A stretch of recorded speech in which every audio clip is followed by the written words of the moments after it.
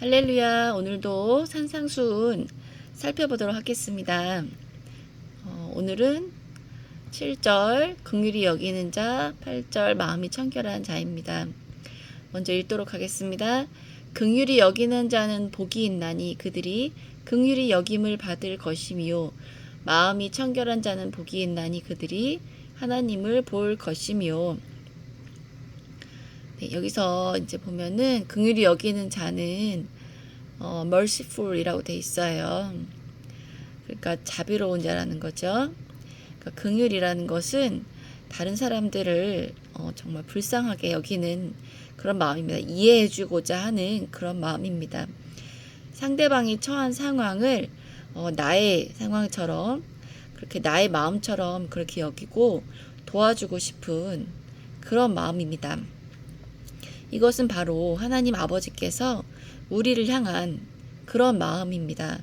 하나님은 우리를 긍휼히 여기시기 때문에 우리를 죄 속에서 그냥 살게 하지 않으시고 우리를 자유의지대로 두지 않으시고 긍휼히 여기시어서 구원하시기로 하시고 그렇게 결정하시고 그 아들 예수 그리스도로 말미암아서 그 하나님의 자비하심으로 우리에게 대속의 은혜를 베풀어 주셨습니다.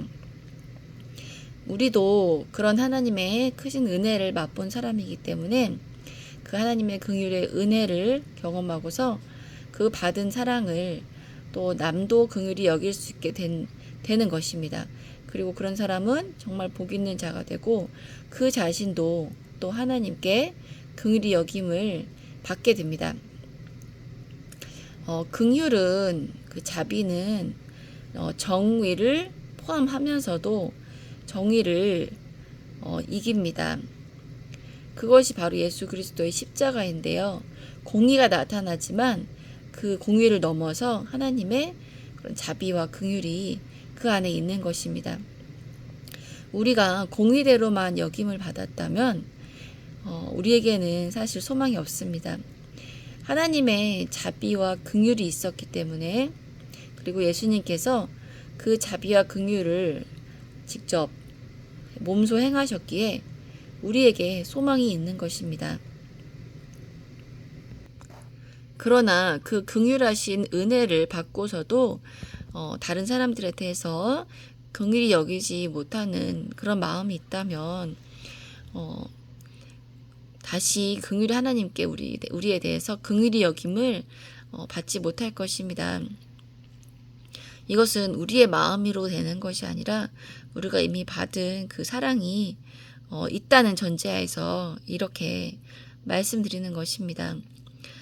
예수님을 믿는 사람들은 그래서 모두 하나님께서 긍휼한 마음을 이렇게 있어야 한다고 하십니다. 그리고 그것이 가장 그리스도인다운 모습이기도 합니다. 그렇다고 긍휼히 여기는 것이 어떤 무조건적인 용납만을 뜻하는 것은 아닙니다. 옳고 그른 것을 바로 가리되 내가 이 상황이라면 내가 저런 상태였다면 내 처지라면 어떨까 하는 그런 마음을 가지고 그 입장이 되어 봤을 때 그런 나에게 드는 그런 마음을 가지게 된다면은 긍휼히 여기는 마음이 생길 것이고 그 상황을 바라보시는 또 하나님의 마음은 어떨까라고 그 긍휼의 하나님을 생각한다면은 우리에게도 긍휼히 여기는 마음이 생길 것입니다. 네, 그 다음에 마음이 깨끗한 자는 하나님을 볼 것이요. 여기서 이제 마음이 깨끗한 자라고 했는데 여기서 이 마음은 우리의 카르디아라고 하는데요. 헬라어로. 즉 어떤 혼적인 부분들, 우리 정신적인 생각들, 인격들 그런 것을 나타냅니다. 마음이 가난한 자 할 때 그 마음은 이제 우리 영을 스피릿을 말하는 건데요. 여기서는 이제 우리의 혼적인 부분을 나타내죠. 그 마음이 깨끗하다고 이제 나와 있는데 그것은 오염되지 않았다는 뜻입니다. 그 죄가 없는 상태, 죄로부터 죄가 없을 수는 없지만 이제 죄로부터 자유한 사람, 그 죄의 유혹이 있지만 그것이 불편하고 그 죄 짓는 것이 더 괴로운 사람, 이제 이런 사람이 마음이 깨끗한 사람인데요. 그 하나님을 본다라고 했어요.